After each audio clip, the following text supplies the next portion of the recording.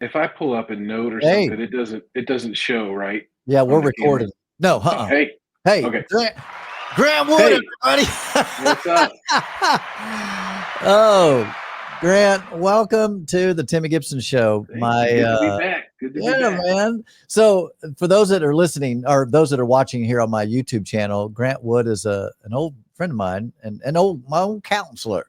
Yeah. And has been on my podcast, which is over on Spotify, which I don't do anymore.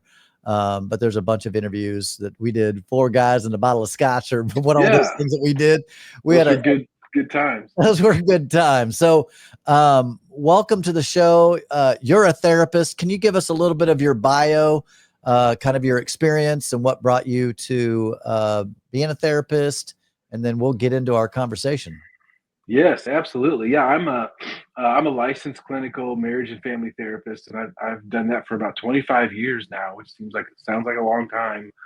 Um, I actually started out as a musician, and that's my in college life after college. That's what I wanted to do, and then I had started to volunteer with some youth at the church that was in my college town, and then I really fell in love with doing that, like working with kids. And so then I knew I wanted to go into youth ministry, and I went to seminary and I started a youth ministry career. And after about 5 years, I really felt like, man, like I enjoy this time with these young people, but I'm seeing so many problems with families and parents, and I wanted to work more with families and understand kind of what made families work. So from there, I transitioned to therapy and wanted to just walk into that world and try to make a difference at that level. Yeah. And I've enjoyed that. I kind of probably started out in my career working with teenagers, but since then, predominantly, I work with couples, but I see individuals. Everything from anxiety to depression. I'd say I specialize with couples who are in really high conflict situations with each other and on the brink of divorce. Yeah. Um, but I love, you know what? I love what I do now more than I ever have in the whole 25 years I've done it. I'm enjoying it more, and it's really very fulfilling for me. I love my job. Yeah. Well, you're good at it. I mean, I'm always referring people to you when they I say, hey, appreciate it. a good counselor, a good therapist. I'm like, Grant Wood, everybody. Man, I appreciate that. I really, Yeah. really do. Yeah. Yeah. Well, I appreciate you and I appreciate you coming on the show. As you know, I'm a former fundamental evangelical tongue talking Holy Ghost rolling pastor who's deconverted. And my Yeah. deconversion, went from conservative Christian, masturbation's a sin, all of it, You're going everything's a straight sin. to hell. I was Yeah. going to hell. And then I slid over into, I'm spiritual, not religious. And then now I would consider myself as agnostic as it relates to, is there some supreme being out there? Hmm. I don't know. I've never died and I've never had any experience with any supreme being outside of, things in my own mind and own head. And then, probably within the last couple of years, I've finally just admitted that I'm atheist, in the sense of what do I believe? I just don't see the evidence for a God, specifically the Bible God. I just don't see evidence that God's Hmm. real. So I feel like it's fair to say that I'm an atheist, though I do have a tender heart. I've been out of it now for about 6 or 7 years. Uh-huh. And, I'm still sympathetic or empathetic. I don't know what the right word is towards those who are still in that world. Cause I still have many friends who are fundamental Christians and some of them are pastors, and I lost a Right. lot of friends, but I kept a good chunk of them. And we were able to kind of find a common ground and still get along. And which is brings me to why I have you on, because there's a couple topics that I really want to dig in with you. And one of those topics is couples who Hmm. one's a Christian and the other has gone my journey, the deconstruction journey. Uh-huh. They've seen the fallacies and the like, wait, this doesn't make sense. The earth can't be 6,000 years old. We have proof that it's not. And they start doing like what I did and start going, I don't believe this is actually factually true. Like, I don't actually think Jesus is going to come back. Yeah.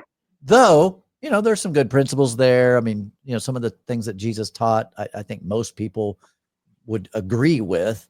So what would be your advice to someone who has either a Christian spouse or they're dealing with family as they deconstruct? What would be some things that you would say there? Yeah, like couples, in their life cycle together go through all kinds of changes. Like each person in a couple relationship will change on just about every level, like socially, physically, emotionally, and certainly spiritually. And so you're kind of asking, like, for that partner that is maybe moving out of some of their faith constructs, like what's important for them to know if their partner is staying in a different place. Yeah, like basically thinking, what I've heard, all my videos, I get hundreds and sometimes thousands of comments, and they just talk about how hard it is because their wife or husband now thinks that they're going to hell, and they're super distraught that they've left the faith. My family really struggled with it, Grant. They really Yeah. struggled with it, and I had to really work long and hard with them and have a lot of good conversations with them to either put them at ease or just say, hey, listen, this is my journey. You do you. And of course, I think how my family has wrapped it in their own mind is, raise up a child in the way that they should go. And when they're old, they won't, so they think, I think they probably assume that their prayers are going to be effective at some point and I'm going to come back with, that I just can't see that happening. I don't believe it.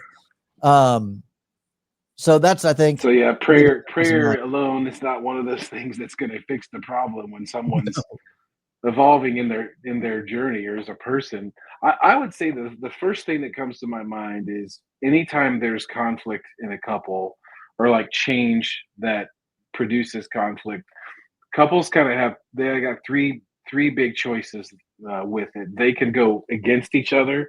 They can go head to head and get into arguments and fights about why the other person's wrong or why I'm right. So that's one option. The other one is to turn away from each other or withdraw, because I don't trust you. You don't believe what I believe. I don't trust you. I'm going to shelter myself from you or put a wall between us and separate. The third option is to go toward each other. And that recognizes even though we disagree with each other, we are not going to let disagreement, we're not going to let it cause us to disrespect each other. We're going to try to open toward each other and like really talk about our differences, but do it with the feeling that I've got your back. Like I've still got your back, even though your beliefs are changing. Like if couples can do that, they can actually navigate really, really harsh differences. Yeah. There are certain topics, and everyone's kind of got their deal breakers. Like every person deep down inside has certain things that they might eventually not be able to tolerate, in a bond. Yeah. But when couples can go toward and hold space for the other person's, for their change, for their beliefs, and if they can be not defensive and not critical, then some good things can happen. I have definitely worked with couples over the years who on paper, shouldn't be together given the differences in their spirituality. Yeah. And that's a big, often as a date coach, when I work with someone and they're looking for someone, one of the first things, especially if I'm dealing with a Christian, that like I'll say, what's some top most important things to you? They always say, well, they got to love God, they got to serve God, they got to be a Christian, and which is fine. And I would say if you're single, well, that's fine. Like then you should definitely find a Christian because that's going to be a point of contention. Right. Match up as good as you can on the front end. Like have as much compatibility as you can get. Yeah. Yeah. Well, I know. But even if you do, even when couples are super compatible in the beginning, talk to them 20 years later, they're not going to be the same couple. You'll have about even a marriage, right, that lasts a lifetime is about 4 different marriages over the life cycle. It goes through that much change. Yeah. Yeah. It's hard to stay married. It's hard. Yeah. Yes, I know. My wife, Jessica, she's very spiritual and has a lot of beliefs that, that I don't share. And we've been able to work it out just fine because I think mainly, I'm not fundamental as an atheist, meaning I don't require people to believe what I believe. This is my own personal journey. And I think the reason it also works is she's not fundamental in her spirituality. She's not a Christian. She's just spiritual and believes a lot of spiritual things, which, I'm like totally fine with it because, again, she doesn't demand that I believe those same things. So what would you say to a Christian? Here's the thing I think that is difficult. It's when someone is fundamental and they believe that what they are believing is the absolute truth. And if you don't believe Jesus is the savior, then that means you're going to go to hell. And they have this, it's a weird, twisted sadness that my partner won't be with me in heaven. Yeah. Yeah, it's sad on a lot of levels, but yeah, that is an aspect of fundamentalism. There's not a lot of fun in fundamentalism. No one's ever told that joke before, I'm sure. But it creates an us them. If you're in a congregation or in a community where there's a definite us them mentality, there's those of us who are right and there's those of us who are wrong, black, white, then there's going to be exclusion. There's going to be a sense of there's a rigidity there that can't tolerate the normal kind of fluid thing that we have to do in relationship when people go through changes. If you change a certain way and suddenly become wrong, or you step outside of our orthodoxy, it's a point of rejection. Yeah. And that's so anyone who's listening and is in a place where they feel like, because I don't align with certain things and I am treated differently, or I'm not welcomed in, or I don't have hospitality because I'm an outsider. That's a fundamental environment. And I'd say this, like, that's also an aspect of cults. There are some differences between like a fundamental church and a cult. I kind of think of it this way, like uh, every cult is fundamentalist, but not necessarily every fundamentalist community is a cult. There are some distinctions, but they are fine. There's a very blurry line there. Yeah, I But would. that Yes. definitely us them is one of the hallmarks of fundamentalism. You're either in or you're out. Yeah, I've personally, I think that I always say that some cults it might be culty or cult-ish, but it's not a dangerous cult that's mixing up Kool-Aid. There's kind of degrees of what a cult is, and I feel like when I get into that evangelical fundamental, especially the charismatic kind of vibe, those feel very culty. And in fact, when you see the cults that make the news, often seem to be the charismatic flavored, where it just gets squirrely. Right. They become the way I would describe it, and again, and just speaking from my own experience, there's a hierarchy. Usually there's a sense of who has the authority to do or say certain things, who has certain privileges, who is anointed by God to do this and who is not. And so it either becomes hierarchical or patriarchal. And when you see people treated that way, when you see certain people given special honor, or like we roll out the red carpet for this person, or what Pastor so and so says is like that, it's almost like this person has this authority that we obey. Like that's trouble. That's an aspect also of fundamentalism, like unchecked power. Yeah. Unaccountability, and people who feel like I have a different set of rules. Like IHOP KC is a classic example of what can happen when that goes on. It's tragic. Yeah. Tragic and sad. Yes. Yeah. So much devastation when that happens. And it doesn't matter if that's even in a small, community or a large one, there's going to be destruction. Yeah. Yeah. I did a video and I entitled it "Former Cultish Leader." And I told a little bit about my story, and there were definitely some things that were just leaned into that culty kind of the man of God. There's really not much accountability, and it's only accountability. You're only held accountable as far as you're honest, right? And so when you're not honest, Right, you can play the game, like, I think for people listening, probably the biggest difference between a cult and, like, a fundamentalist approach would be how closed the system is for like, most cults are really a closed system. Yeah. If you do this or do that, you are outside of our community or you're inside. Yeah. You can't have certain privileges unless you are inside, and if you do this, you're gonna be exiled. And so, like I said, there are some fundamentalist type churches where church discipline is kind of used that way, but typically, fundamentalist churches have more of an openness to the community at large than like a cult would. Right. Right. Hmm. Yeah. If you're attending a church that is a gated community church, and you just can't come and go on a Sunday, that's weird. Yeah, And if that's an the pastor interesting wants to dynamic. marry all of the wives, Yeah, now that's a cult. yeah, That just passed into cult. Yeah. yeah. Okay, Yes. before we leave this topic, Yeah. so because I get this question, like I said, so often. What would be your advice to the fundamental Christian that believes in heaven and hell? They believe that Jesus is the only way.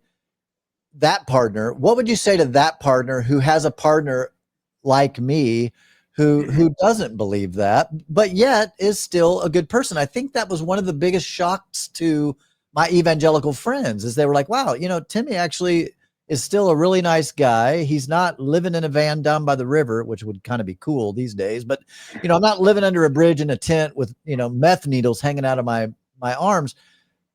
That was kind of shocking to them, because it's either God or the devil. You Mhm. were raised like I was. If you're not serving God, you're automatically by default serving Satan. Yeah, So in what or would you out, right? say? Yeah, in or out. So what would be your advice if you had a couple sitting in your office, and one of the partners is feeling that way, that, hey, I don't want my partner to go to hell.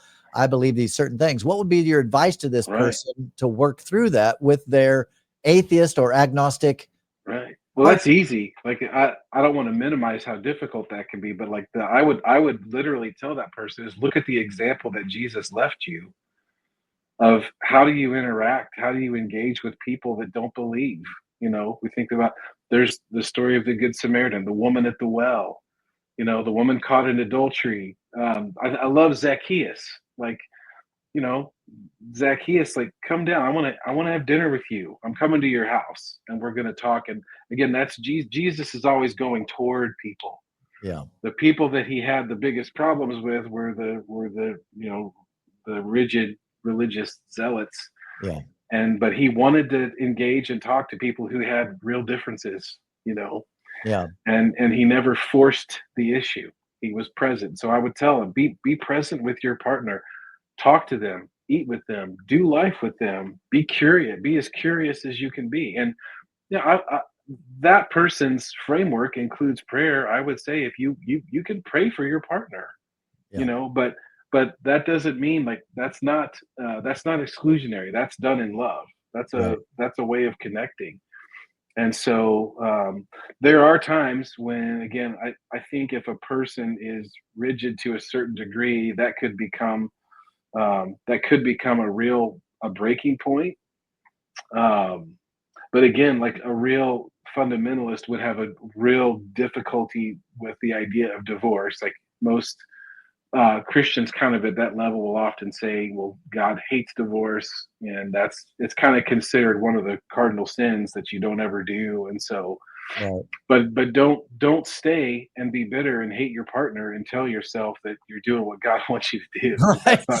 that's not God's idea of a marriage. Don't be verbally abusive to your partner, Right. or physically, because they believe something different. That is not Jesus. That's not how Jesus treated people. Right. And I Hmm. think the thing that would kind of a pushback where they say, well, but I'm not, we're unequally yoked. I'm serving God, and in their mind, they're serving the devil. Hmm. I would ask that person. I would kind of drop into a curious place and say, well, what do you think you should do? Hmm. You have these choices. You can initiate a divorce if you want. If you're not, you can just kind of try to live and orbit around each other, or you can, again, you can lovingly be present with your partner and try to go ahead and persuade them, but you have to do it lovingly. Yeah. You're not going to force anything to happen, Yeah. you know. Yeah. That's an interesting, because I think that would go both ways, because when I think about even my position as an atheist, I even my YouTube channel here, I mean, all I'm doing is telling my story, telling stories about my life as a, former pastor, and some of the beliefs that I realize now are ridiculous, and the people that I seem to get along best with would be people, like yourself, that, I think you're still quasi-Christian, but you're you're definitely not fundamental, and you definitely believe in science. You don't think evolution is a farce. You don't, Yeah. at least I'm not putting words in your mouth, but I I don't have think you yeah, think Eve I have were the first two Christian humans. roots, but I would say, like, I have Christian roots, but the sky is the limit. It's the Christian faith that I cultivate now doesn't isn't ceilinged. I'm not trapped anymore, in beliefs that are just, soul crushing. Right. It's taken years and years to unlearn, certain things, but Yeah. there are so many aspects of the Christian life that I deeply connect to. But the beauty of it is it doesn't mean anymore that I see anyone else as my enemy, or someone who's in league with the devil. All the just the phrases used to hear in my very young upbringing. In a Southern Baptist environment again, Right. which would have been at the time. Yeah, it was a more of a fundamentalist environment. There's Right. a lot of churches aren't fundamentalist. There are evangelical churches that have at least evolved into more of an openness, to outsiders. I think that's a good thing. I think, like, I would say, I think it's harder to find, just cut and dried fundamentalist churches than it used to be. That depends on kind of where people are at, in the Sure. world. Overall, I think it's diminished somewhat. But yeah, it takes a lot of unlearning to get out of it. Did you know that that's funny you say that, because I made a statement and someone sent me an article. Do you know the fastest growing church group right now? It's the charismatic. Really, Yes. like Assembly of God or charismatic Yeah, more of a in charismatic, America. evangelical. Yeah, in America. So church Wow, overall is on the that's surprising. decline. Overall, like Oh, religious people overall is definitely on the decline. But there is like the one group that's kind of growing. It's the charismatic group, which I find fascinating. yeah, Though you and I both, I mean, I've been alive, you and I are close to the same age, and I've been alive long enough to see even the church evolve. I mean, I remember yes, hearing sermons about unequally yoked meant race, like yeah. white Well, people should be with white people and black people should be with black people. I remember right. those sermons when I was a That kid. was like Bob Jones University, right? Like, Absolutely. You yes, wouldn't hear that preached. Well, if you do, it would be somewhere in, right, I don't know where, but right. people don't. That is a classical part of fundamentalist belief, though. It can become racist. Yeah, and Yeah. yeah, it meant that to a Yeah. lot of people a long time ago. Yeah. I Absolutely. remember the shift happening. I kind of remember it with Willow Creek. This is just my own memory, but when, like, Willow Creek Church up in the Chicago area emerged, this mega church, one of their intentions was just, we want to be welcoming to people who aren't necessarily spiritual. And at the time, that was very revolutionary, and no wonder it exploded. Yeah. It exploded in growth. That was a stark difference to kind of what I had thought about as church growing up. Is this is a place where we rally against the evil in the world, and we come together and we separate ourselves from the world. Yeah. Did you hear And about that church, the scandal out of that one? yeah, I don't remember all the details, but I know it blew up. It blew up big in At the many very end. hurtful Yeah. ways. Yeah, tragically. Yeah. It's tragic. I actually met Bill Hybels and spent time with him. I actually went on a weekend retreat with me and 12 other pastors and that pastor. And frankly, he was a really wonderful guy and a great teacher, just a great leader. And then when all those scandals came out, right actually at the year he was retiring, it kind of Mm, came out, and yeah, you don't hear from him at all anymore. He's literally disappeared off the planet, um, yeah. at this point. Yeah. it's another reminder that no matter what's being said, you know, from leadership or someone in authority, the proof in the pudding is how they live their life every day.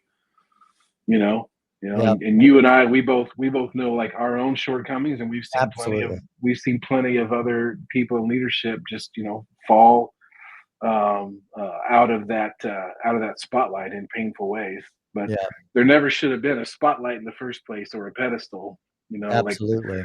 the modern church and like fundamentalism can definitely create a pedestal where and really any congregation can do that, where we elevate someone beyond what they need to be, where they need to be put. And those Yeah. pedestals typically crumble in really tough ways.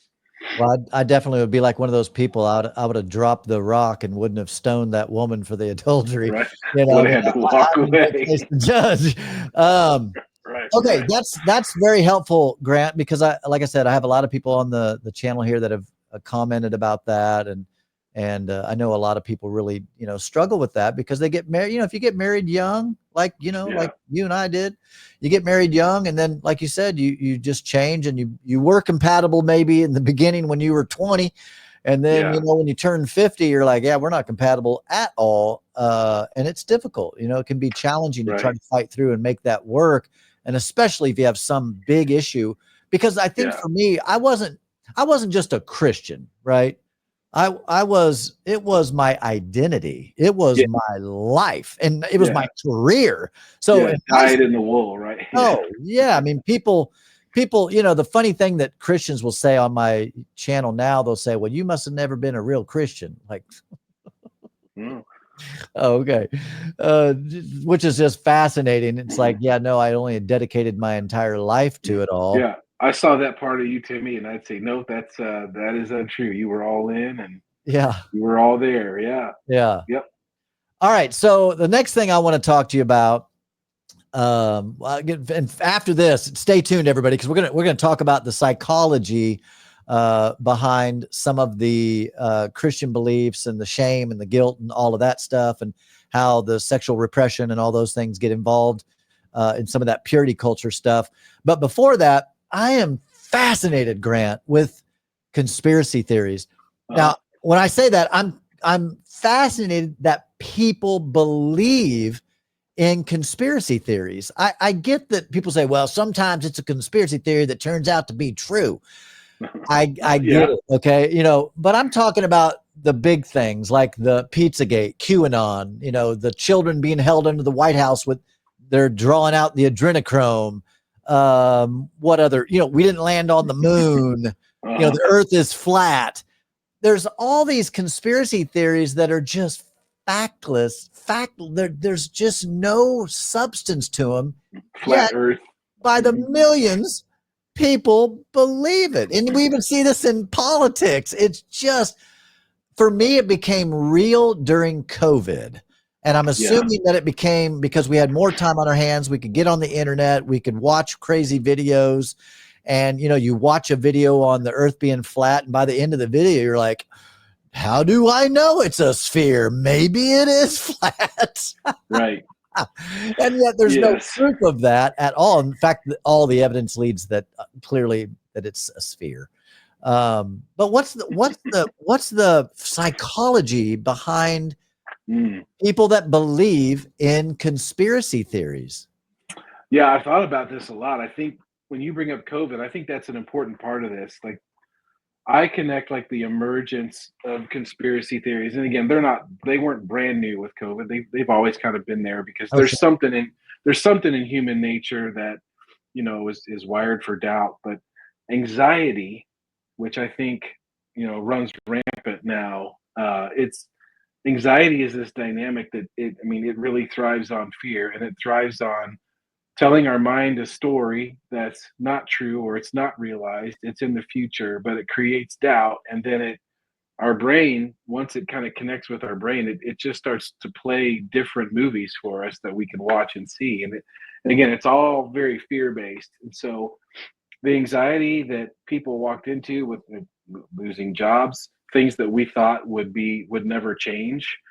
I remember when COVID really started, someone had tipped me off and said, "Hey, in 3 days, there's gonna be a lockdown and all this." And I remember going to the Costco, and I'm like, I'm gonna get a 50-pound bag of rice. And I was in there, and I felt like I was the I'm gonna only get toilet person. paper. I felt like I didn't even think about toilet paper, but I'm like, I just thought I gotta get rice.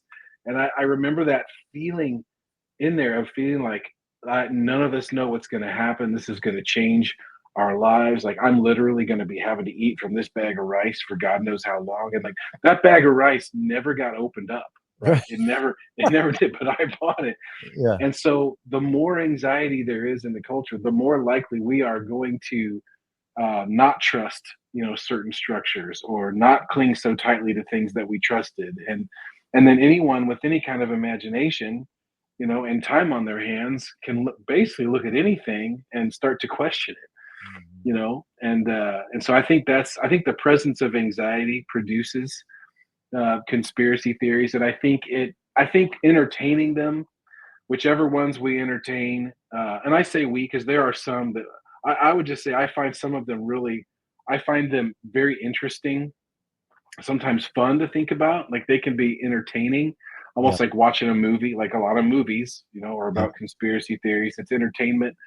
For some, though, it moves out of entertainment or intrigue into like real fear, and efforts to like control their lives based on something that's not true. That's when it gets very limiting, for Yeah. human beings. If I would phrase it as if we are loyal to our fears to a certain degree, we can really like drop out of society and become impaired, in how we relate to others. If we let any belief, kind of like fundamentalism, if any belief that we have causes us to cut ourselves off from community, we're in trouble as human beings, Yeah. you know. So the conspiracy theories can run from casual like entertainment or laughing to like interesting, to Yeah. intriguing to like really consuming, for some. Sure.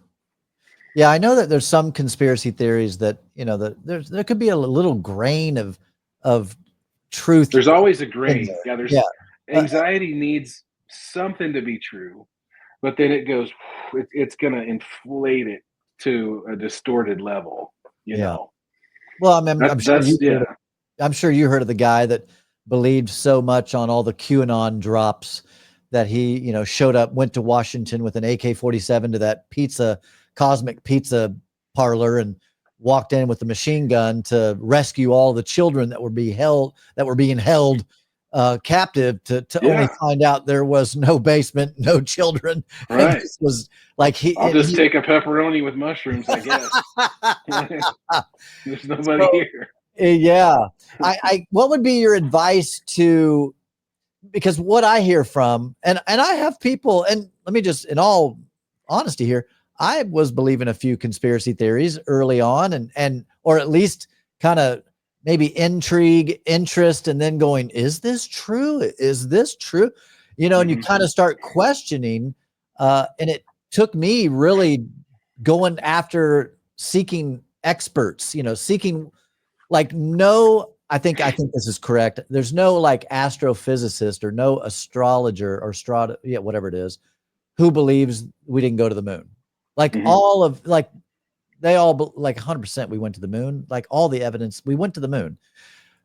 But I don't know that. I mean, I do believe that we did go to the moon. Hmm. But But have you I don't, seen the video of the astronaut that kind of falls and then the cables pick him up? right. What I'm illustrating there is like, so like social media, which is not the devil, like this is social media. Yep. But if you listen to anyone on social media and when their voice is tuned in and when there's almost a hypnotic sense, if you listen to anybody talk with conviction about something for 30 minutes, even when your logical brain, could say, well, this really doesn't add up, the emotional part and the stimulus from the audio and from the visual, it can get people to believe things. Yeah. Like it's persuasive, it's hypnotic in a Yeah. way. That's another factor. If people just immerse themselves in social media, their brain, you can latch on to something that isn't that logical, or you don't really care that there's not good proof behind it. it just feels really good to your brain.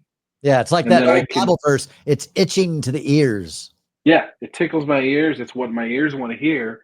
And then that's how people can end up, believing something or embracing something that if they shifted to a different part of their brain, they could figure out, well, this isn't real. Yeah, And it's fueled by the fact that, right, there are things in this world that are happening that we don't know about. There right. is mystery to our existence, and Sure.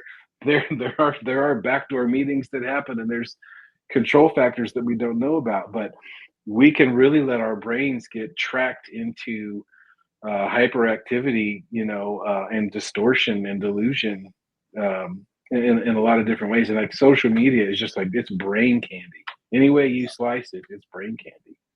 Yeah, I mean, I think that anybody with even a logical, rational brain realizes that there's probably some things the government's keeping from us, and there's probably some shenanigans, and there's Hmm. clearly secrets, all that stuff. I think any person would admit that's true. It's like you said, it's when it goes to the depths of just absolutely, well, there's no Right. evidence for that conspiracy at all. Right. It just sounds good and would be a great movie. It'd be the kind of movie that we'd all love to watch, Be but it's a entertaining. movie. It's not true. I remember that. Right. I don't know if you remember, if you got to see this, but early in the pandemic, there was that little movie called The Plandemic. Oh, And I it, didn't. No, I didn't see that. oh goodness, it made me start to wonder: is this pandemic planned, and Oh, are yeah, all it's these organized. vaccine causing die? I mean, it really got into my head for a second, and then I did just enough research to find out the pandemic video was completely debunked. Um, and that's one thing that someone told me. They said, listen to the critics. In other words, when you hear something that sounds like, oh my goodness, go to the opposite side. Go to what are the experts saying, or what are the contractors saying, and Right. listen to what they say. And then it's pretty clear, that's like, Right. okay, It's like Occam's razor, right? The simplest belief is probably the true belief. The the right simplest one. explanation is probably the right one. Uh, then like I'm not an expert about AI, but as we're talking about this, like it's gonna get more difficult to discern what's real and what's not. And Yeah. so everyone knows has a responsibility to themselves to be very discerning about what we take in, how much, how long, because before too long, the videos will look real. Yeah. We will really believe that we have evidence of certain things, and it can completely not be that way. Yeah. I Yeah. That's, encourage people to, and I did this during COVID for myself, and with just the political turmoil that we're in, like just the polarity in people's political views. I tell people, like, focus on the world that's right in front of you, that you can touch and see and smell and taste, the people that are right around you that you can love and make a difference with. Like, make a difference with the space you're in, because we get too invested in what's outside of that we can't control, and we'll lose our minds potentially. It can get it's we get stretched or spread way too thin with things we can't control. yeah.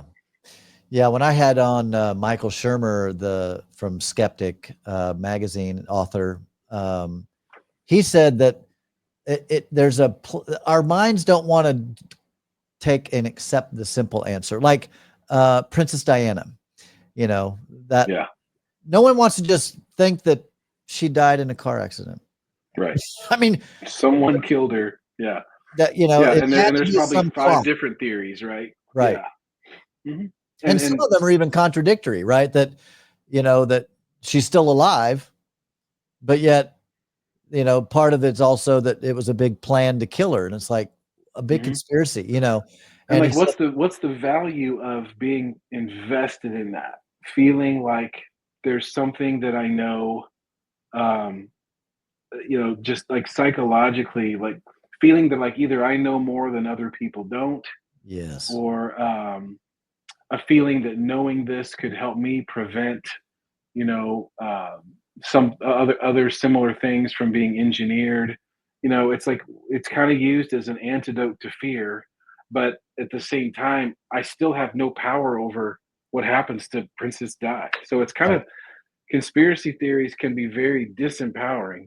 They are titillating. There's a Yeah. word for you. Yeah. They're very very like exciting but disempowering, because at the end of the day, what are you gonna do? Yeah. You know, Yeah. not, Yeah. Yeah. And I think there's what you said just a minute ago really resonates, that people want to think they're in the know. Like, I know what's going on back behind closed doors. I yeah. know the secret things. And it's like, okay, you Right. know, Well, where's the value in it? yeah, Well, like it'd be like, well done. That's an interesting way to look at that, and that's kind of exciting to think about. yeah, But I gotta wake up. There's people that need to be fed right around me. I got a job to go to. Like, there's a sunset to look at. There's beauty I can access. Like deal with the real. yeah, You know, yeah, like you could spend energy there, but we got to deal with what's real, what we end up knowing, very tactile right in front of us. yeah. I remember Mhm. early, I think this would be considered, I mean, I think it's a conspiracy theory. I remember one of the first conspiracy theories I remember was back when Elvis died, and Oh he yeah, didn't die. I no, saw him he's in a no. Arkansas. That one was actually really fun for me. Like the pastor in Arkansas, that's Elvis, and Right. the way he strums his guitar, and I gotta confess, that one actually, I kind of latched onto that for a while because I Because wanted it to be I true. said you wanted to be true. Part of me wanted it to be true. You Yeah. know, we dream about the world that we wish we lived in. Yeah. So, but if I would have spent too much more time talking about it, my girlfriend would dump me because Right. she would have told me I'm crazy. Yeah.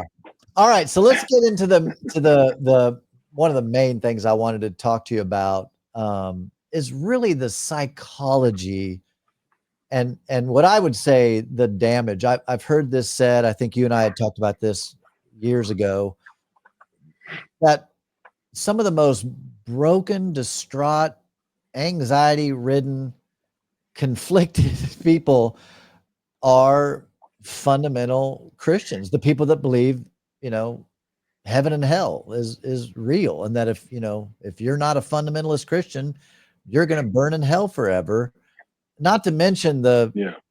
the premarital sex is a sin, masturbation's a sin, cussing's a sin, drinking's a sin. That mindset. I've had to really deconstruct from that, and Yes. go through therapy to kind of work that toxic, traumatic, honestly, Yes. the fear of hell. Like, my parents showed up late to pick me up from school one time, and I was in tears thinking that I had missed the rapture, Yeah. I had the same experience. Yeah. Yeah.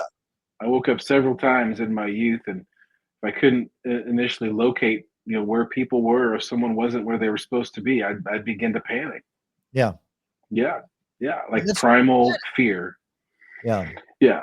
So, the like teachings about sin are one thing, but when it is used to create that much fear, um, it overloads our system, and the the lie is it's supposed to motivate us to do the good, but for most people, it just creates a paralytic fear of doing the bad, Right. and that can create even obsessive compulsive patterns of anxiety.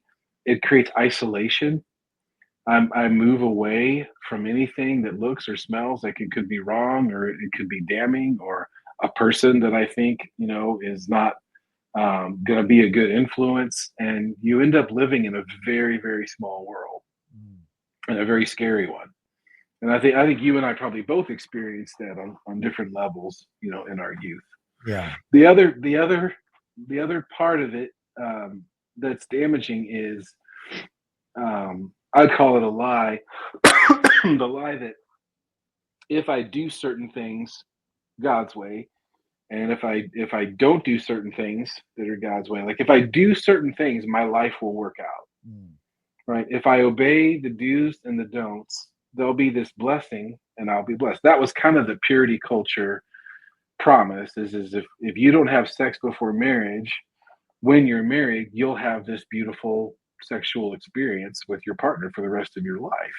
Totally false. And Yeah. it's false. And anyone that lives long enough with that thinking comes to realize that I've done things right. I had perfect attendance. I've had a clear vision of sin, and why are things breaking in my life?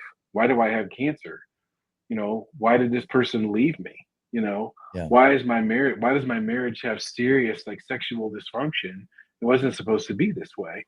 And then there's going to be a crisis of faith at that point because I wasn't equipped with what really happens in the world. And if you ask me, the point of faith is not that my life works out.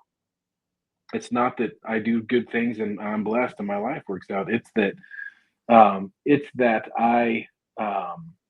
I would phrase it as I put my trust in the love of God and I try to mirror that in my world. And when my life doesn't work out, I at least know who I'm with. Like the point is being loved by God and coming to believe that I'm loved by God versus that my life's going to work out. Yeah. And but boy, it took a really long time to realize that love was as big as I believe it is now, and Yeah. and all of the fear, and even at 53, I can have certain triggers of just shadows of those old fears of what if I'm wrong, or it's way less than it used to be, but I look back in one sense, like you would probably say too. In one sense, I wouldn't change a thing because if I hadn't gone through that, I wouldn't have the perspective that I have now, or like really the peace I have now. Yeah. But looking back, there's also a sadness about just how limiting, how afraid that I was, and even thinking that I was doing things right, not realizing I was just living in a very small world. Yeah. And then some of the ways I rejected people, in my life just because I saw them as not what I was trying to be. Right. Yeah, I think some people really struggle with when I say this, but I'm a better person now as an atheist than I ever was as a Christian. Now, there's, in all honesty, there's some other pieces to that. Going through kind of a midlife crisis, the crisis of faith, and really getting to know myself and letting go of certain things.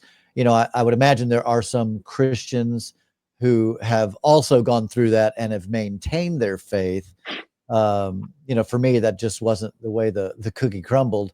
Um, Right. I just, especially as a fundamental, believing that the earth was 6,000 years old, Adam and Eve were the first two humans. I mean, many of those things that as a fundamentalist, you kind of have to believe to be a fundamental Christian. Well, that's one. Yeah, Prayer that's works. one aspect of the of fundamentalist, like either psychology or doctrine. We'd say. I think inerrancy, like absolute inerrancy of the scriptures, is an aspect of that, Right. down to every detail. Yeah. Which, yeah, I mean, it's just like you said, you live long enough and you come to realize that's just not true. Like if I pray for this person and have enough faith, they'll be healed or I'll be healed. And then someone dies or something doesn't go your way.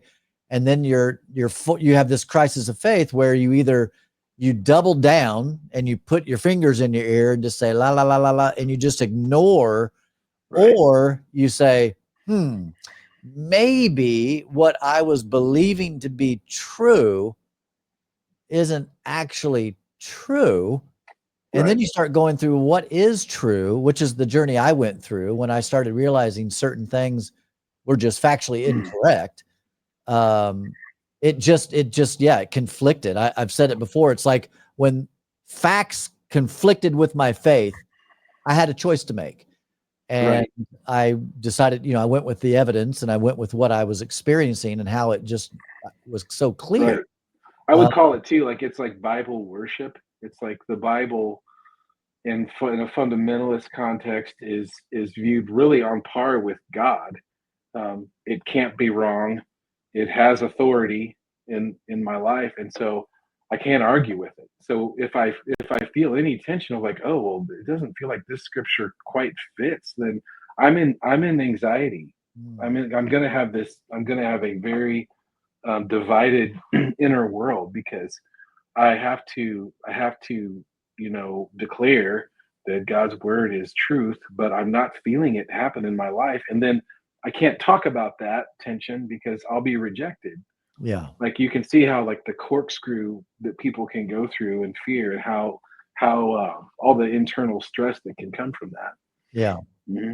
Yeah. And I always, there was a verse that I used to always quote, you shall know the truth and the truth will set you free. And it did. Like it literally did set me free. You had no idea how free you were going to be. Yeah. Uh-huh. I didn't understand how free I could be. And yet, like I said earlier, I'm living a very good, happy, fulfilled life. And when I was a fundamental Christian, I would have never in a million years thought that was possible. Anybody who wasn't also believing the things that I believed, there was only one option. There Right. They're was Satan. they're living in darkness. Right. Or they've been even phrases like they've been captured by the enemy, They've been which again, blinded by the devil. yeah, that's another part of that psychology is it's like a lot of like warfare type language. There's an enemy that we fight. There's a battle. And again, it's that us against them mentality. Mm-hmm. It's almost like there's a common enemy when you're a Christian, and again, I'm not in my experience is just that evangelical fundamental charismatic vibe. A lot of the Christians, like I've said, that I talked to today, they even think that I was goofy. They even thought some of my thinking back then was goofy. But it was just the common enemy of Satan. Yeah, I want to be on God's side. I often said, I believe it. I believe it. That settles it. If God said it, I believe it. That settles it. And then when you're conflicted with, man, I'm tithing, I'm going to church, I'm praying, I'm reading my Bible, I'm doing all this, and yet I have all these troubles, and it just causes anxiety. Like you said, it creates anxiety in your mind and in yourself of what is going on. I thought if I remained a virgin till I was married, I would have just this beautiful, you get these thoughts in your mind, and then you get so conflicted when it doesn't work out that way. Right. And so what's the antidote to that? Like the fear-based, rule-based, legalistic-based theology, it needs grace. Like grace, for the Christian that is growing out of a more fundamentalist belief, grace is really the pathway, which says, no, you are not going to measure up. You will fail. Like sin will be a reality for you because you're living in the world, and you're not unstained by it. You're gonna be impacted by it. And grace says that like that essential problem has been taken care of, not by you. Yeah. That's been taken care of by the redemptive work of Christ, and that's not emphasized as much in like fundamental circles. Yeah. I think the evangelical church does a better job focusing on grace, and God loving our imperfections, and that's a way healthier form of Christian spirituality than fundamentalism. Yeah. It's right there. It's right there in the scriptures, but again, in a fundamentalist context, it's not emphasized as much. Yeah. And the one thing that comes to my mind, because I think there's some of that teaching can lend to immorality, meaning all the scandals, right? These pastors and just different people. And I realize that, no one's perfect. I am for sure not on here saying I'm perfect, but it's the standard pastor that's preaching against homosexuality, yet behind closed doors, he's doing homosexual things, which, just side note, people, there's nothing wrong with being homosexual. I'm referring to my old life and what I used to believe as an evangelical, and so it's that kind of stuff. Like what's going on? One, I want to ask what's going on in their psyche about this. How are they preaching so hard against something yet doing it behind closed doors? The other thing is a lot of times they'll turn towards, God has forgiven me. And it's like, yeah, but you were with an underage. Like, what are you talking about? God's forgiven you, like taking no real accountability. Like, hey, God's forgiven me, and I sinned, I've fallen short. We all do. And it just to the outside world, it just seems like, man, what is going on? Hmm. If so, I'm kind of thinking about that this way.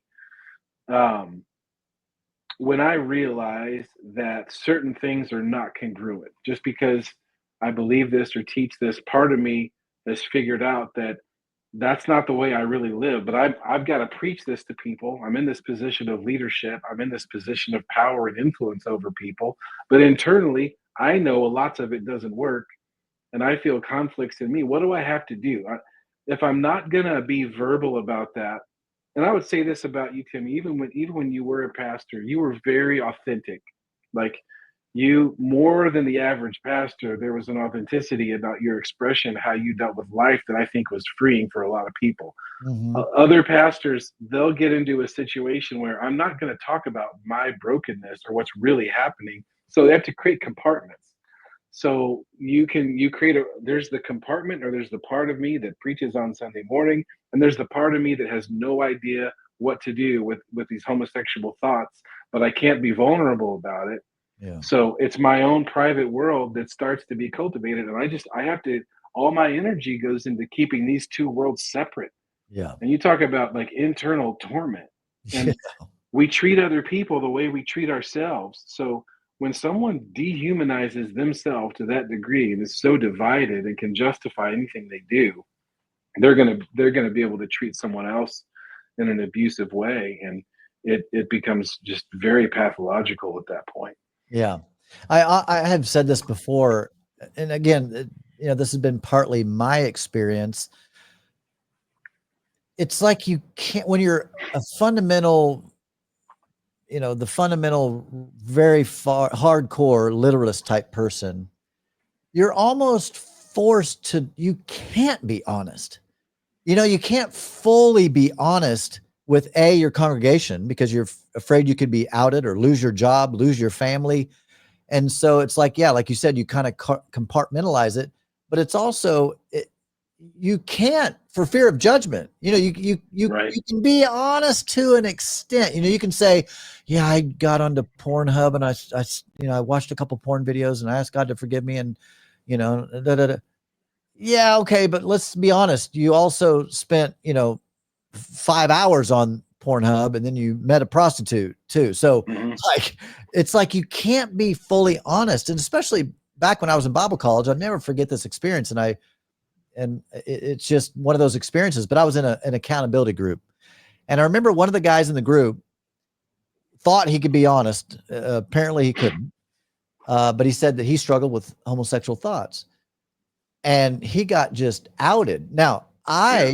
you know, we're still friends to this day, but everybody else just was like, oh, yeah, I don't like, no, no, no, no, no. Like, I guess they were saying, let's be honest, but only honest as with, Right.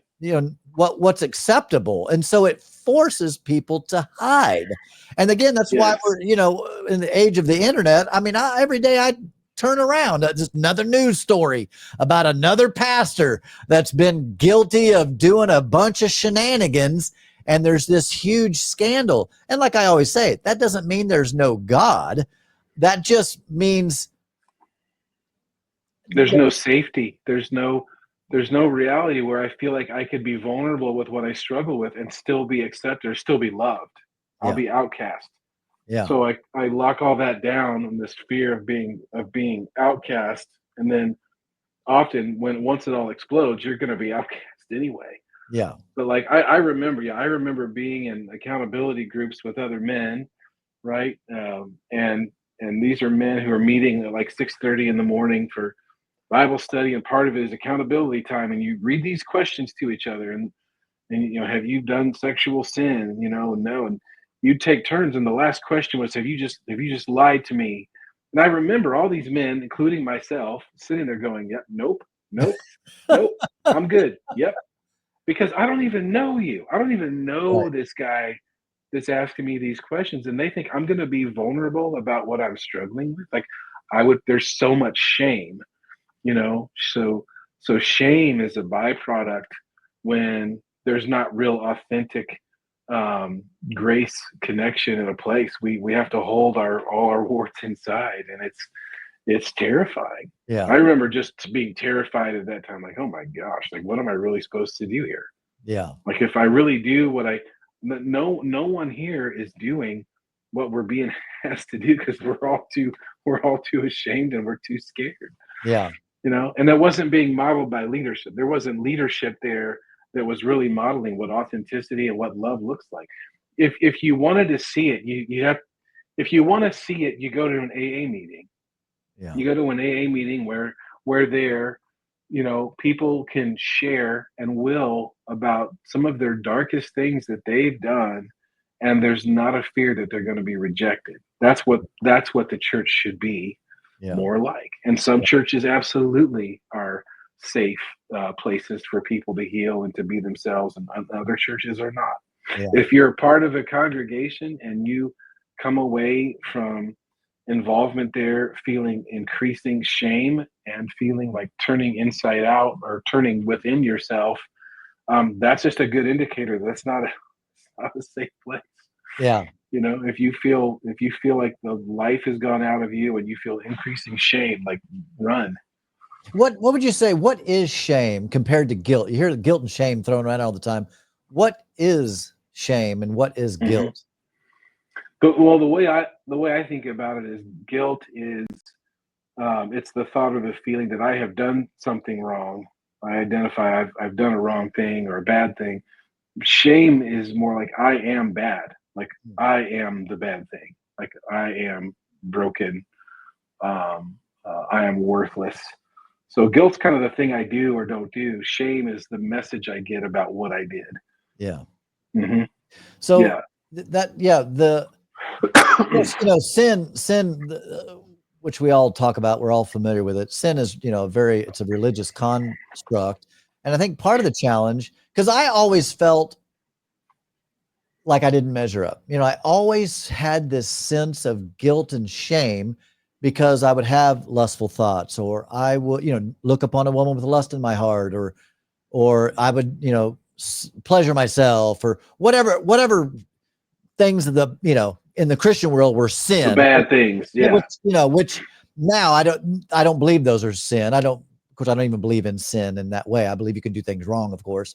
Mm-hmm. But I don't view homosexuality as immoral. But in the church, they would teach that it's immoral. And I remember even, some churches thought they were progressive by saying, well, it's okay to be gay. You just can't do gay things. Right. It's like, what? So there's this constant, you're forced to hide, but you're also forced to feel something's wrong with me. Yeah. I'm back in a shame as a male supposed to like females, but I like, this is what my gay friends would tell me. They're like, I've always felt like, what's wrong with me? I'm hearing in the church I'm supposed to like women and I don't. So what's the problem? And, for me, I'm like, well, I like women, so I'm okay, but I understand what you're going through because I like women a lot. And so, there was always this struggle of feeling like I'm an imposter here. And now I don't, masturbation is not a sin. I don't believe premarital sex is a sin. I don't believe smoking's a sin. I don't believe, obviously you can tell I was raised super strict. I don't believe. I was right there with you. Yeah. Yeah. And so it just creates this, I'm not good. I'm bad. I'm not a good person. And I can only say that I allowed religion to do that to me, I guess, in all honesty, but it just came out of everything that I was taught. You just always felt like such a bad sinner. Yeah. When you're young and so impressionable, you become a part of that. We're wired to believe, the older people that look out for us, and they're supposed to provide us like security and shelter and guidance. And so we're wired to believe, even a child whose dad says, you're worthless is going to believe that they're worthless because this person that knows me and cares about me said that. Yeah. And it's called an introject, and so a lot of those, those fundamental kind of sin-based beliefs just got kind of pounded in there, and we came to believe that it's true and it's how we need to live.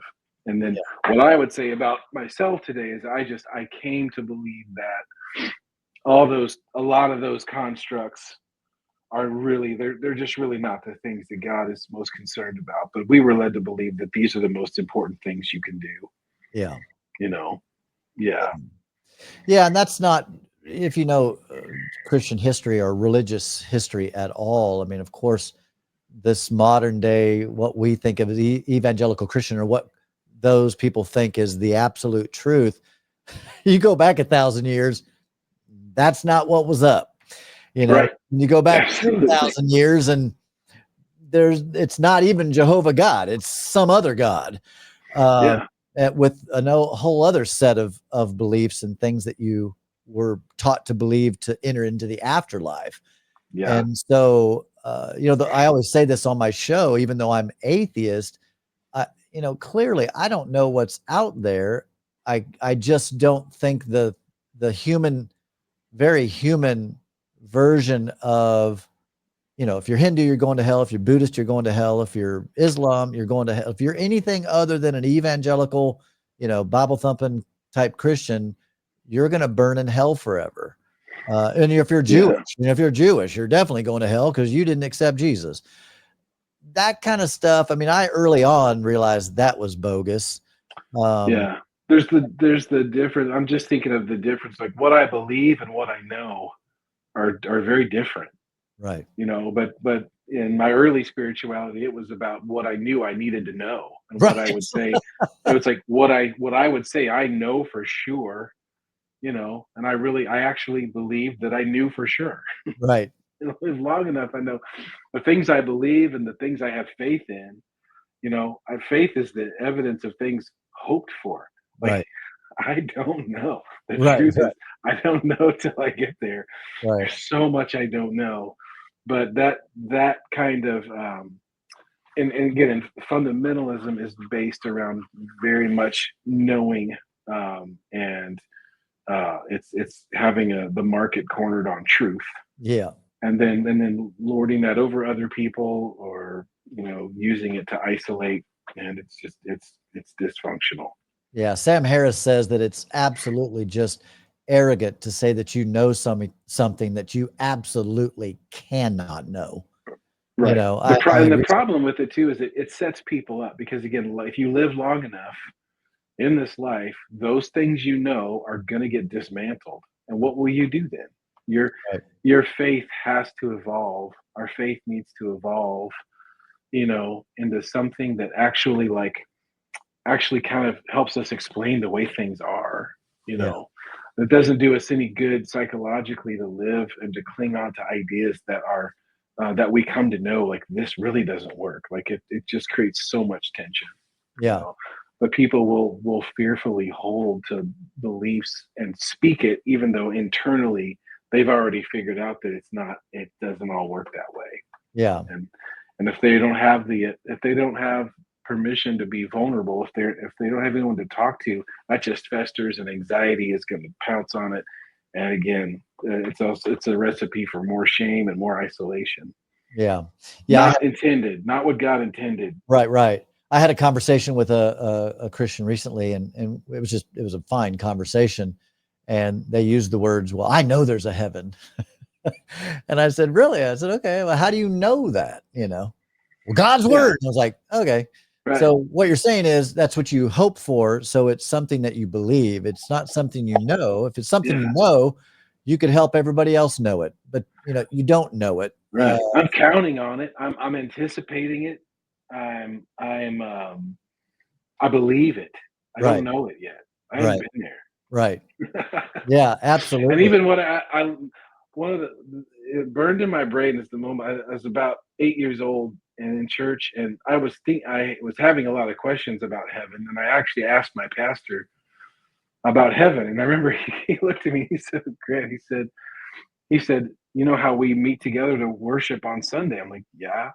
And he goes, "Well, heaven is just one long eternal worship service where we're gonna praise God." And so my 8-year-old mind was like, oh, like I'm gonna be in church forever, like in this pew, like in this kind of space with these hymns, like. And I even loved hymns, but my little brain just exploded, like trying to comprehend a church for eternity. And I distinctly remember like anxiety that like that's heaven. Like shit, like heaven's not what I thought it's gonna be. Right. I'm not sure Like I want to go if now. that's it, I don't know. What am I supposed to do with that? Because Yeah. I don't want to go there then. Yeah. What's the alternative? Well, it's hell and burning in fire for eternity. So I guess I'll take the worship service, you know. Yeah. Now, like my idea of heaven, my anticipation of heaven is just more. I know that my brain can't comprehend it, and I really believe that whatever that is going to be at least as wonderful as this place is. And anything that's wonderful here, there's no reason it's going to cease to exist. I think it'll be very tangible. It's not going to be floating in the clouds with a harp, God forbid. You know, I want my guitar. Yeah. You know, Yeah. I had that's a, it. I had another conversation with a Christian friend of mine, and we were just talking about, he was asking, because he was asking about my story, and he said, man, what led you to become an atheist? And I said, well, I just don't see any good evidence, for the Bible God specifically, and yada, yada, yada. And I said, what about you? What about the age of the earth? I go, how do you handle, because he's a very fundamental literalist, right? He believes Yeah, Noah actually built an ark and all that. And right. I said, what about the age of the earth? I said, we know for a fact it's ancient. And like, what about dinosaur bones and fossils that date back millions and millions and millions of years? I kid you not, Grant. He said, well, he goes, I just believe God created it old with all that stuff in it. Okay, okay. And I was like, Uh, that's exactly what that's the stuff I had to give up. That mental gymnastics, that I'm going to yeah, literally do a mental gymnastics to make something that is completely ridiculous yeah. fit into I, my belief. right. Yeah, I would say like any. I'm fortunate. Like any time the inerrant constructs that I held to tightly, any one of them that I finally let myself re-examine never created disappointment in me. It always created more of a respect for God and even God's word. Like because I just let myself look at it through a different set of lenses. Yeah. And I would pray and I would encourage, you know, Christians who have already they've already figured out that I'm not in a fundamentalist place anymore or I'm coming out of that. Like I would often just pray like God just guide me. Like if I'm stepping into something that you don't approve of or that's a lie or that's a deception, like please like help me know that. You know, give me wisdom to know. And progressively I just found that God was kind of just saying it's okay. Like it's so much bigger than you think and it's okay. And it's okay to put on a different set of lenses, at least in the very least, if if you are a if you're a more conservative Christian, and or if your partner is in a different place than you are, just let yourself be at least curious. Like give yourself the gift of just asking questions and asking questions with your partner. Curiosity can heal us, whereas like the condemnation or critical is soul killing, and Yeah. it produces shame. But allowing myself to be curious, I didn't end up in a place in some corner I couldn't get out of, um, or with a feeling that I was disappointing God. Yeah. And but certainly there were times in my past where I felt that would be the case. Yeah. You know, and really like your story is not a lot different from that. Like Yeah. you're at a different vantage point than I am, but you arrived there by allowing yourself to be curious, Yeah. you know. And so, you know, curiosity we need that as opposed to compartments and enclosure. We need to try to open up to things in this life. Yeah, for me, Grant, it really was a curiosity. My mom told me, even, she said, yeah, even as a kid, she goes, you would always take apart all the toys that you would get and like, how is this working? What's inside this thing? And that's what happened to me. As much as that to the chagrin of Christians and people that I know that are disappointed, that I left the faith. For me, it was an honest journey. I just decided I was going to read the Bible with intellectual honesty and really look at it. And when I did that, it was like, oh, there are errors in the Bible. There are contradictions. I mean, I've been denying all of this for years, but I had try not to think about it. Yeah. Right. Just like la, la, la, la, put that on the back shelf. Oh, the Bible supports slavery. I would hear people say that. I'm like, no, it doesn't. And then I'd read it and I'm like, oh yeah, I guess it does. So I can't ignore that. Let's look into this. And the 7 verses that seem to prohibit homosexuality, then when you just start looking at things with intellectual honesty, and when you realize the Bible's a human document, like God himself didn't pen it, a fundamentalist would say that men wrote it, but God wrote it through them. Right. And so they'll stay with their idea of it's still inerrant because the source was God and God is inerrant. That's I'm just saying that's their way around that. Right. Yeah.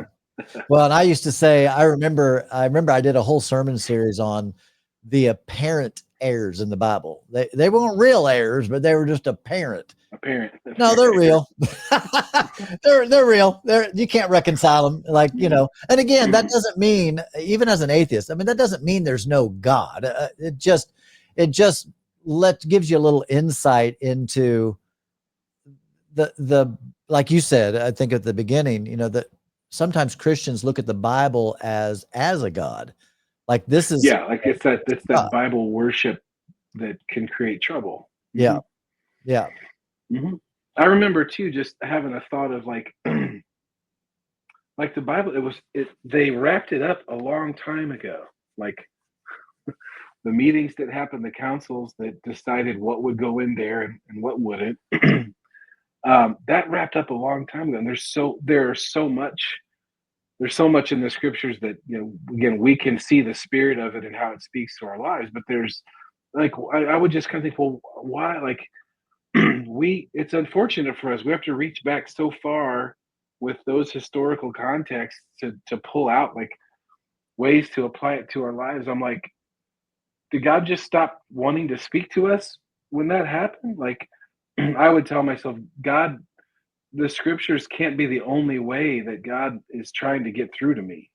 It can't just be what's in there. Like what's in there, I know how to gather that. I learned how to study it and how to pull insight and guidance from there, but it can't be the only way, or it can't be the only source of God's voice in my life. Like traditionally, like theology is also supposed to be about our human experience. But that gets de-emphasized, in more fundamentalist teaching. It's more about the word, as it's written. Right. Or like, and then like whatever comes from the pulpit, that gets you in trouble. Well, it's not supposed to, but it does. Yeah. But that's kind of how it sets up the word. And then the pastor is the man of God that preaches it. And it's always the man, right? That's going to be another aspect of fundamentalist beliefs is real strict divisions between men and women and more a patriarchal structure, Yeah.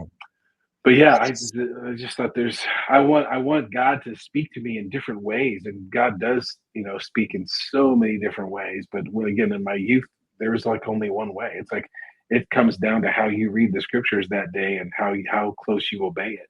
Yeah. Well, Grant, what a good conversation, brother.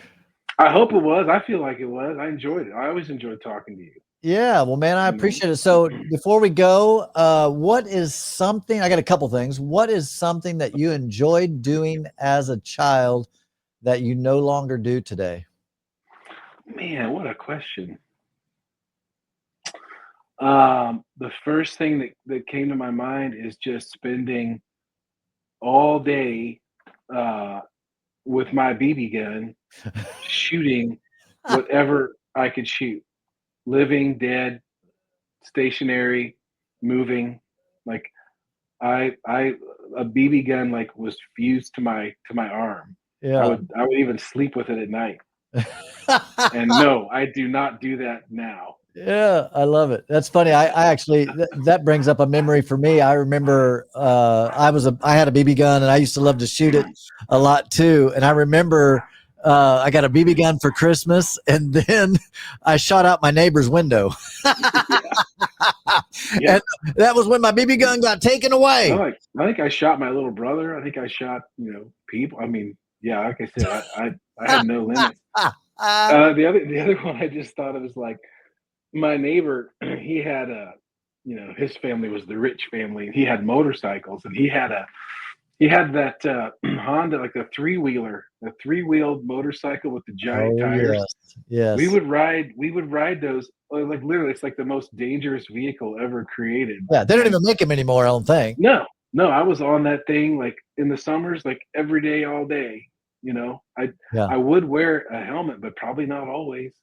But like, it's amazing I'm alive, and Yeah. I would not do that today. Like, there have been times where I thought, man, I'd love to have a motorcycle, but man, every time I think about it, I see somebody smeared across the street, and I back out. I'm not Yeah. doing it. Yeah, you're preaching to the choir. I have a motorcycle and I I grew up know, with motorcycles. but you're a wild man. Yeah, I hardly ride it though. That's the challenge Mhm. is as I've gotten older, just to be honest, it scares me. Yep. I get a little nervous, and once I'm out riding, it feels great and I love it. And I always say, I need to do this more. Uh, Right. Well, but if you weren't nervous, you probably wouldn't be as safe as you are. So. Yeah, yeah. Oh, when I think about all the things I lived, I grew up here in Kansas City, lived in Overland Park area, and back when I don't know if you remember the Lee building, the Lee Jeans building, the real cool crib. Oh yeah, yeah, Yeah. totally. I think it's a storage unit now, but anyway, Right. all that was farmland, and I had an old All of it. motocross bike, and we lived right by there. So I jumped on my bike, rode just across the street over into the woods, and would just, like you said, ride We like cut crazy through the trails. trails. We cut trails all day. No I helmet. loved it. No helmet. We had axes. We would ride. We would literally ride on that three-wheeler with two axes in our hands, and then we'd get off and chop down a tree and clear trails. Though, man, I'll tell you, that's one thing. When I think back to my childhood and your childhood, we didn't have the internet. We didn't have No. social media. Like all you had was a skateboard and a BMX bike and maybe a go-kart or a three-wheeler or a motorcycle. You'd watch cartoons on Saturday. That's right. You just played outside or watched cartoons. That's what you did. That was it, man. All right, It's funny so how like we had this wild, free experience on motorcycles and with axes and BB guns, but our faith was really restricted. Our spiritual life was on lockdown mode. Man, I remember when how old was I? I was probably 10 or 11. I remember I was walking through the woods and found a dirty magazine. Oh yeah. I remember that was my first experience with, I forget if it was a Playboy. I forget what it was, but I just remember me and my friends. Female form. Yeah, we were looking at that thing, and then we buried it in the woods, and we'd go back the next day and could dig it up. Right. Yep. My buddy Brian brought a torn up page from one he found in a ditch in like a manila. He had it in a manila envelope, and he called us to the back of the school bus and pulled it out, and it wasn't even a picture. It was like a body part, Right. on a torn page that he'd tried to like tape it together. And Yeah. we were all like, whoa, what is this magic? That is funny. We were going straight to hell. Hey, final question. What would be a book or two that you would recommend people read? For couples would be one, and just a good psychological book, like a good book that has helped your clients or you found helpful just in the journey of being healthy emotionally. Yeah. That, not necessarily a Christian book, unless it is a Christian book, but just in general, what are some good resources that you've found helpful for yourself or for your clients? So for couples, I'll go more than one. I'll cheat a little bit. 7 Principles for Making Marriage Work by John Gottman. It's kind of a scary little book. Don't let it scare you, but it's solid research on what do couples do who stay together.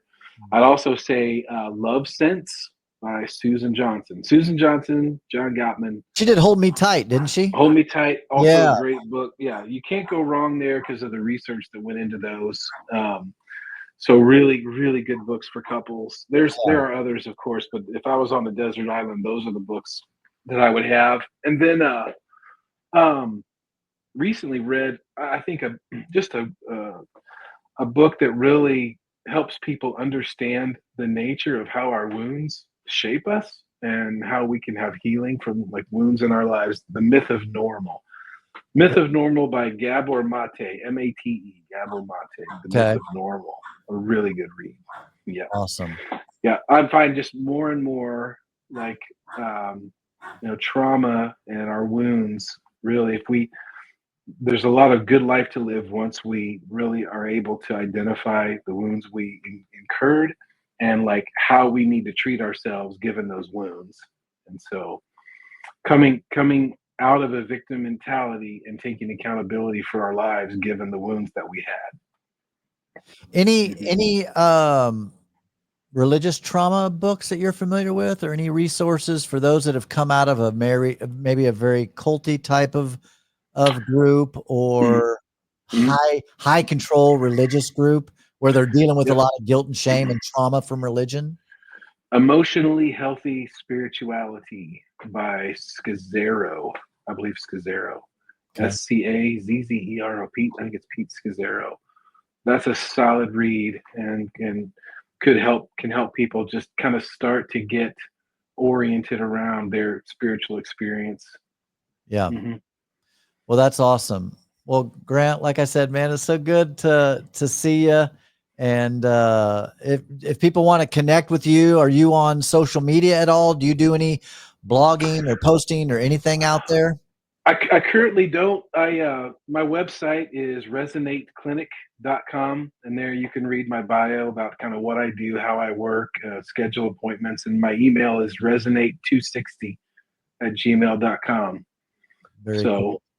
There's videos of me on YouTube out there, but it's from a long time ago and weird and strange. I get it. I think I did a whole series about teenagers and depression, and when I watch it, I get depressed. So. Oh my gosh! Just being transparent at this point in my life. I love it. Well, man, like I said, I appreciate it, and everybody, Grant Wood. Thank you, guys. Yeah, good time. And I'll catch you on the other end, Grant. All right, this sounds good, bro. Take care.